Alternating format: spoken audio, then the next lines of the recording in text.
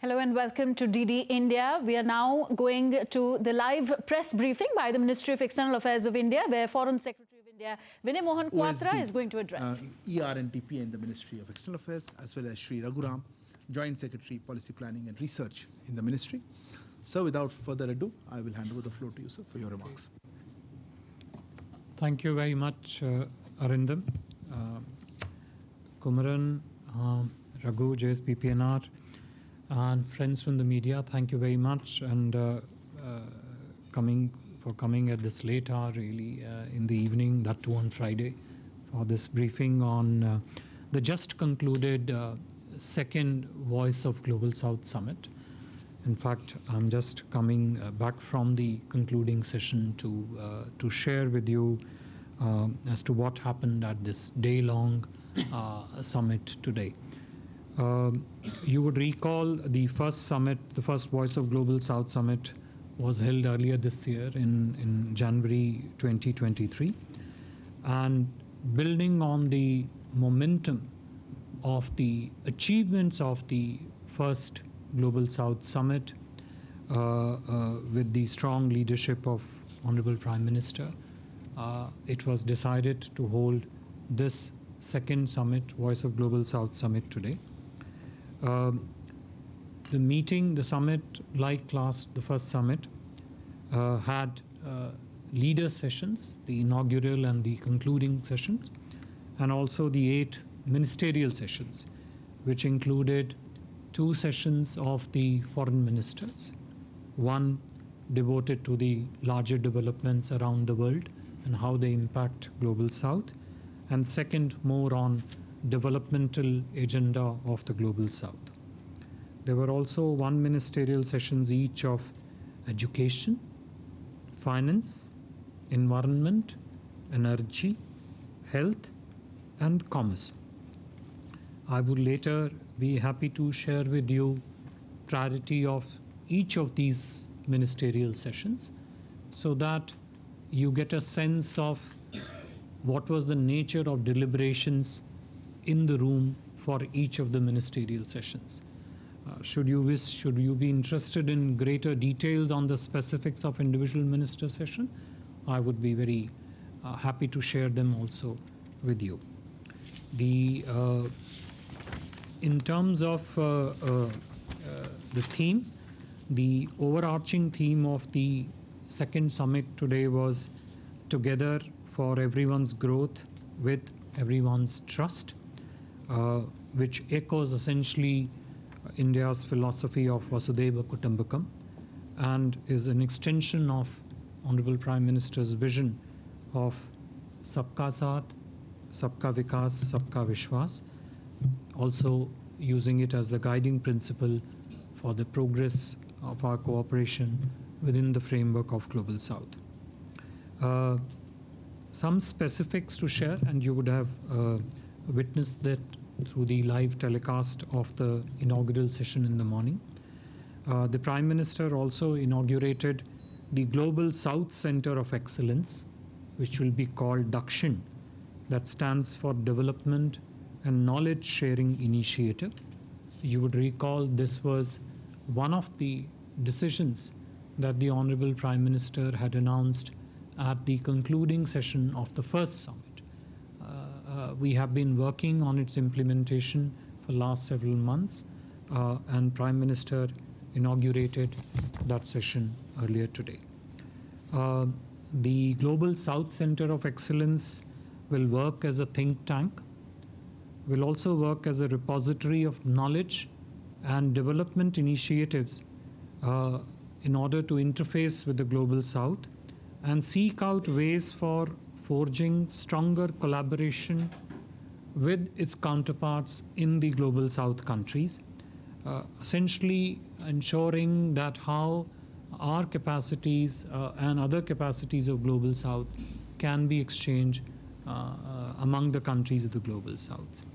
Besides that, Prime Minister also spoke about implementation of 4 other key decisions which he had announced at the first summit. One was cooperation with the Global South through the Arogya Maitri initiative, under which we have already commenced several initiatives of cooperation in the health field with the countries of the Global South.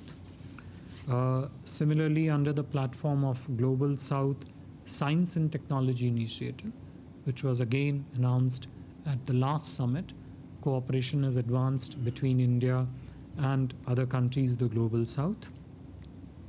The Global South Scholarship Program has actually grown extensively since the announcement of this decision in the first summit. Of course, it captures some of the existing programs of Government of India, but it has also expanded in a targeted way, looking at how to use this particular capacity for development cooperation with the countries of the Global South.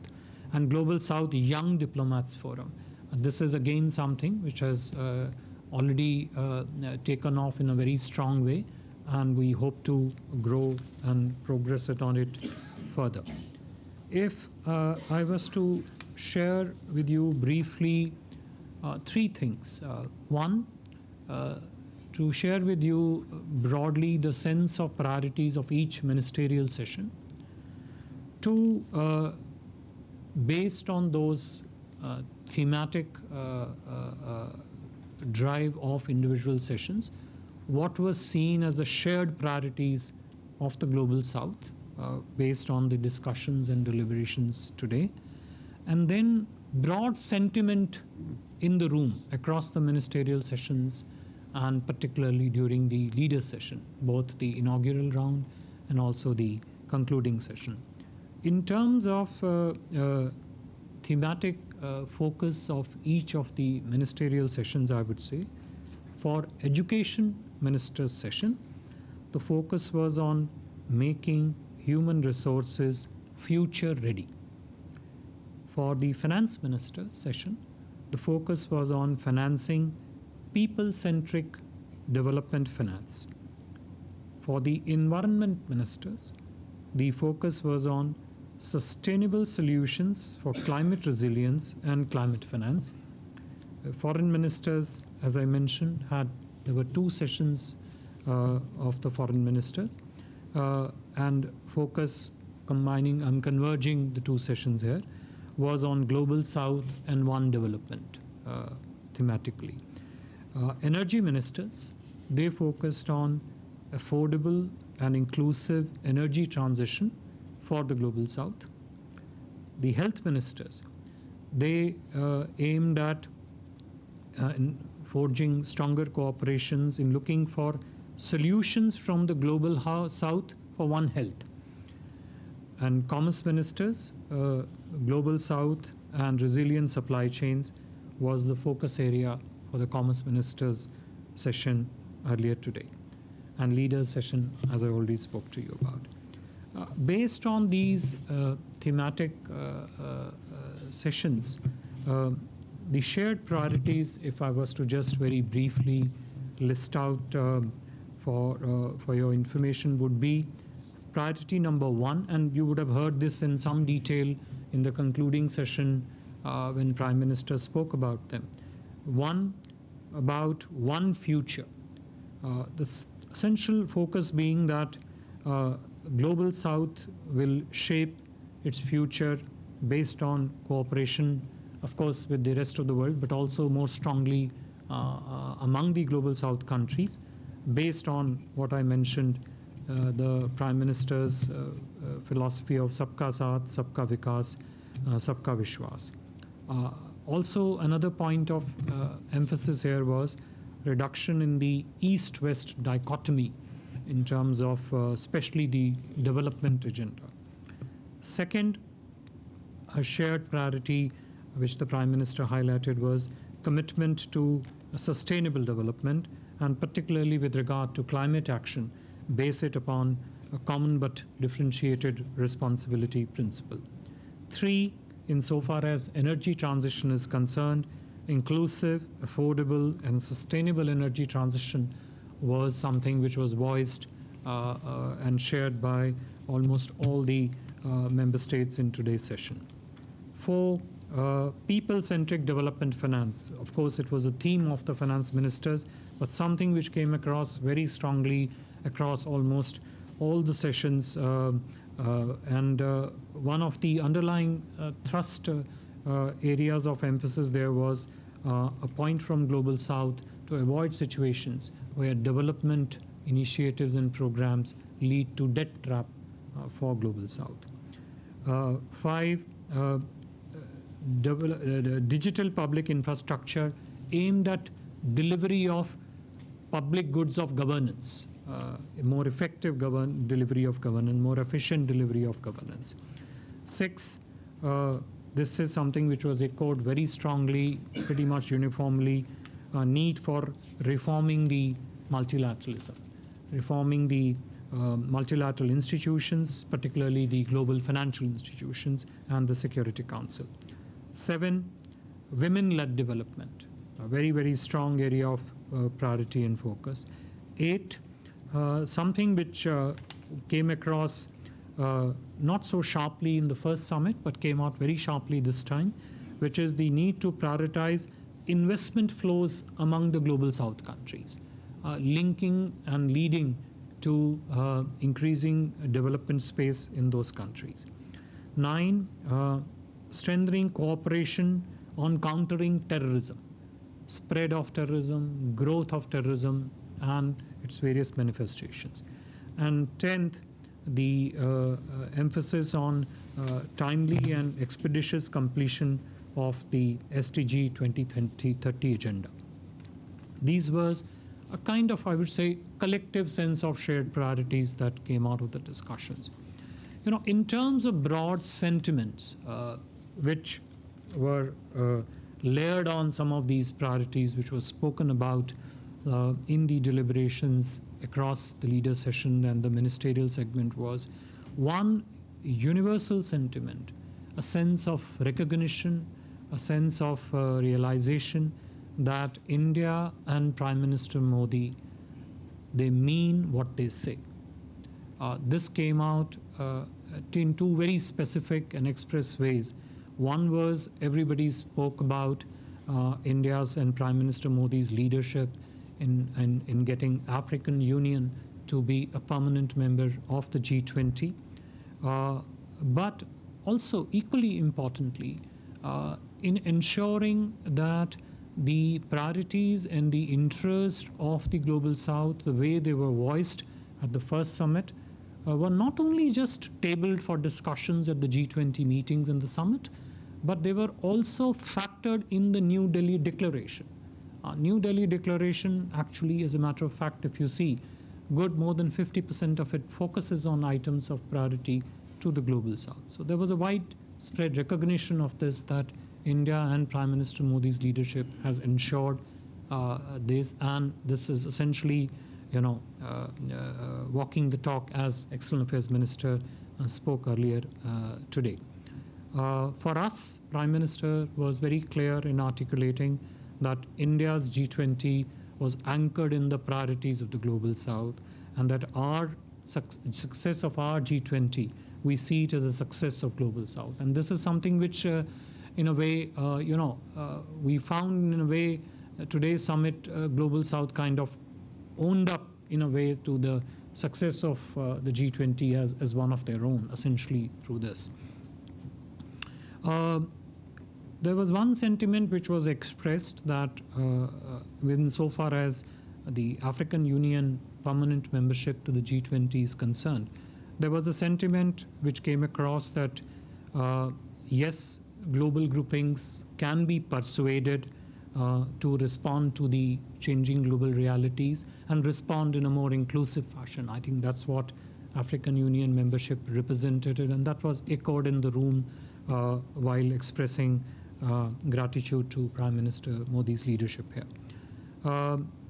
There was a thought which also was very widely shared across different sessions, which was that the challenges that confront the Global South across the development space, across the political space, it is important that Global South should look for Global South answers to the challenges that confront them.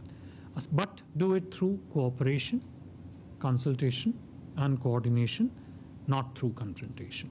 So this was a vital sense of the room, that Global South answers for the challenges that face them.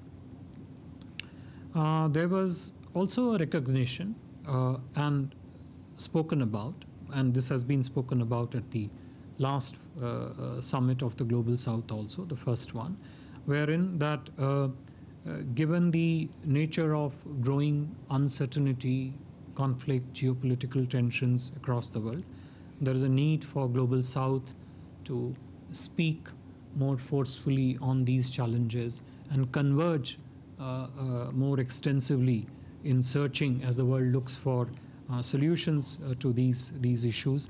And this is because these uncertainties, these tensions essentially impact the development space and specifics of the Global South, and hence there is a need. It's not just a rhetorical need for them to speak. It is because those developments do impact on their economic growth and development. And lastly, as I've also mentioned as one of the shared priorities, a very strong sentiment in the room that there is a need to urgently reform the multilateral institutions, in particular the global financial institutions, the UN Security Council, and the overall global financial architecture. We will be circulating at some stage, hopefully tomorrow, a structured capturing of these discussions in a certain form, which would be available for you to look for more details. But that will be sometime tomorrow morning, because we just concluded, so we need to just work through that. I think I would stop here, and if there are questions, we'll be happy to take that. Thank you very much. Please introduce yourself and the organization that you represent. I'll start with you.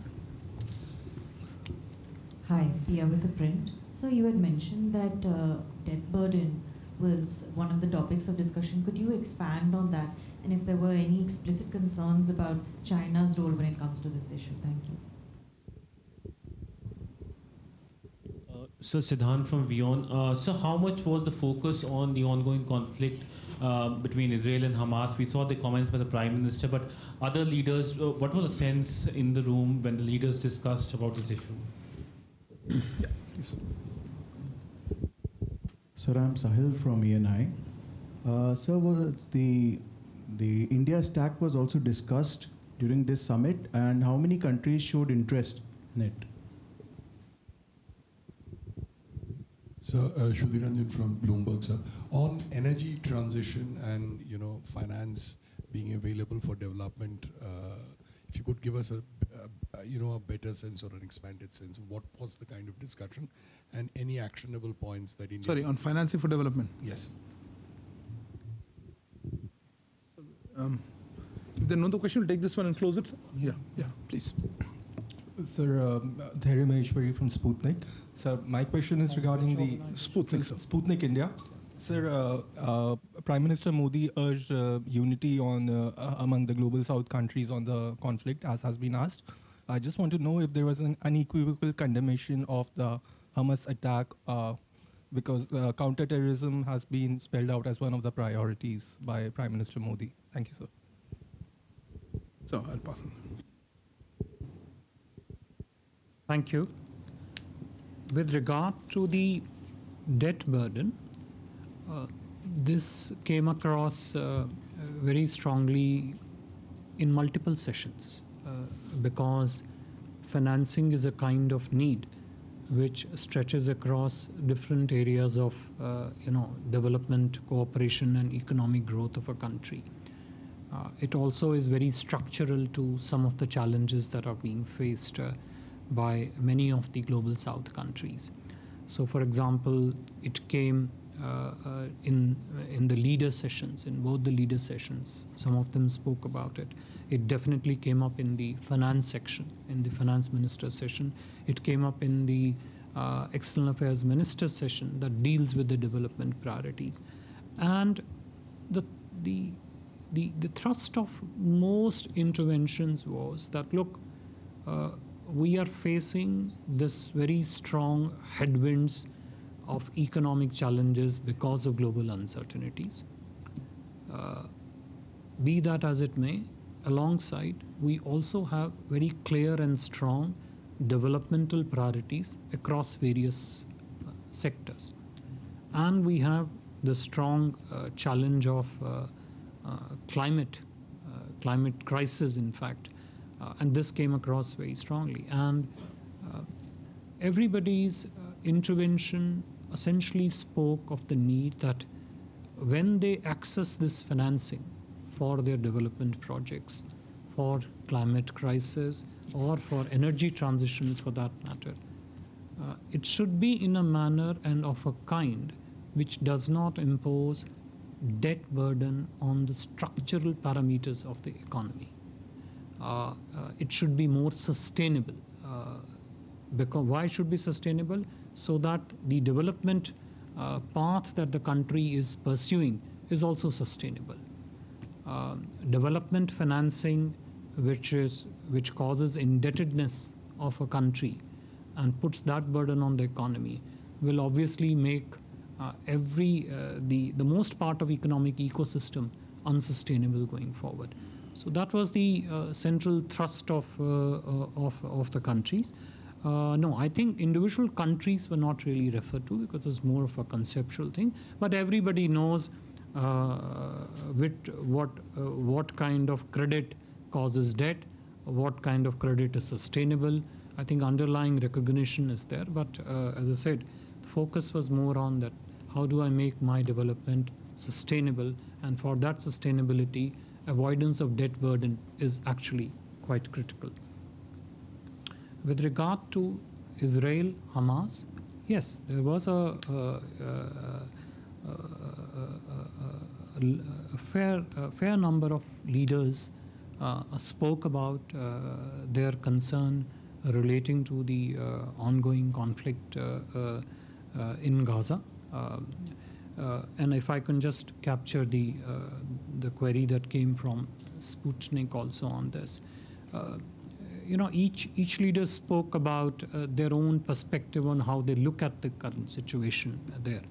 So many leaders, almost all leaders, spoke about the challenge of terrorism which comes from there, the need to provide humanitarian assistance there, horror at the civilian casualties because of the conflict.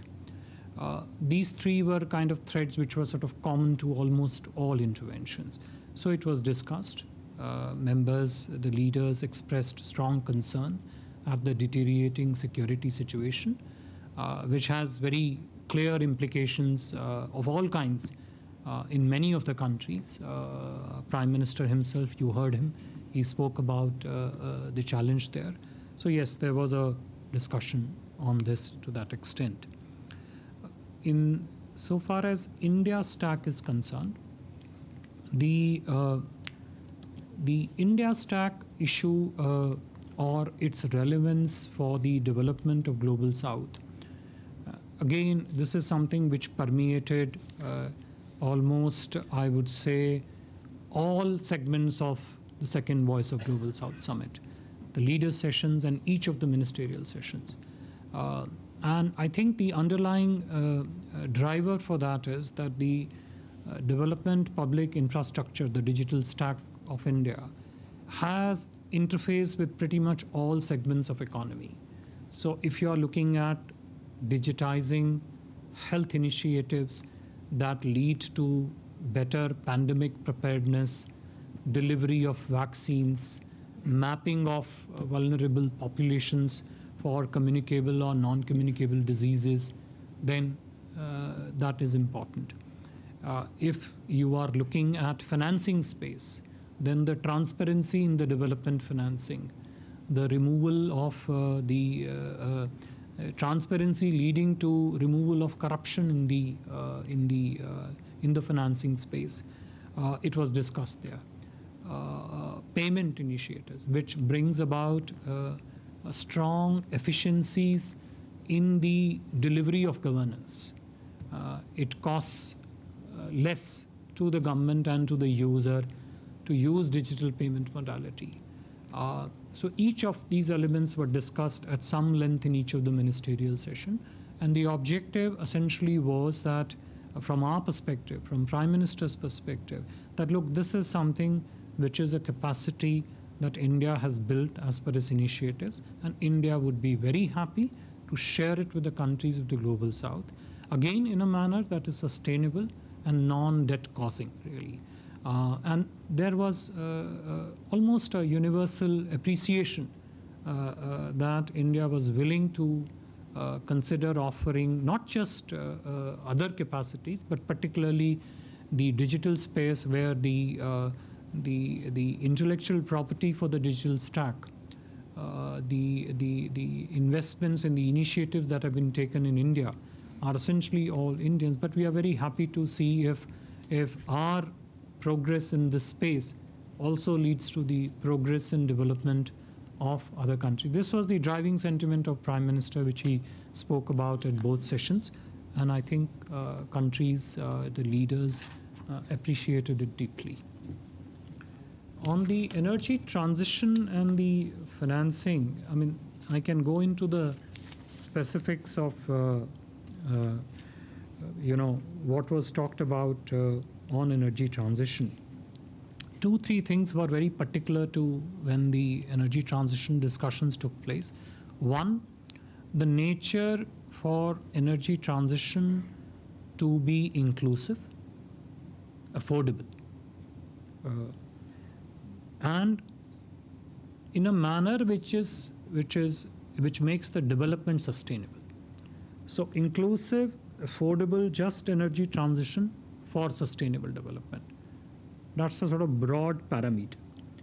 But besides that, there was also a clear reference, and the Indian minister spoke about it very clearly, the need for, because for this, if you really want affordable and inclusive energy transition, you also need to have access to affordable finance and technology for achieving this energy transition across the Global South. This is not just a matter of India.